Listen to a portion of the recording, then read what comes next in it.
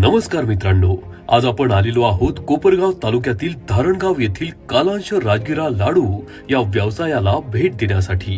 कालांश राजगिरा लाडूचे संस्थापक श्री रोहित काळे आणि विनय काळे यांनी कोरोना काळात अनेक महिलांच्या आणि तरुणांच्या रोजगाराच्या कमतरतेची जाणीव घेतली आणि स्वतः काहीतरी व्यवसाय करायचा ठरवून वयाच्या 23व्या वर्षी हा व्यवसाय सुरू केला।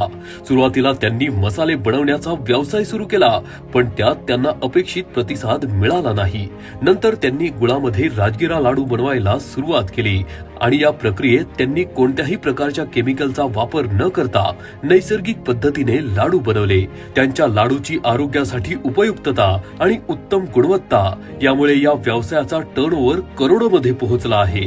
या कंपनीमुळे आज 125 पेक्षा जास्त महिलांना रोजगार मिळाला आहे।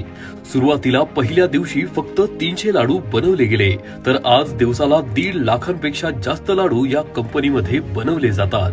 या कंपनीमध्ये राजगिरा लाडू, राजगिरा चिक्की, मुरमुरे लाडू असे अनेक प्रोडक्ट बनवले जातात आणि आज ही महाराष्ट्रातील गुळामध्ये राजगिरा लाडू बनवणारी सगळ्यात मोठी कंपनी बनली आहे। तुम्हाला हा व्यवसाय कसा वाटला कमेंट मध्ये नक्की सांगा आणि अशाच प्रेरणादायी स्टार्टअप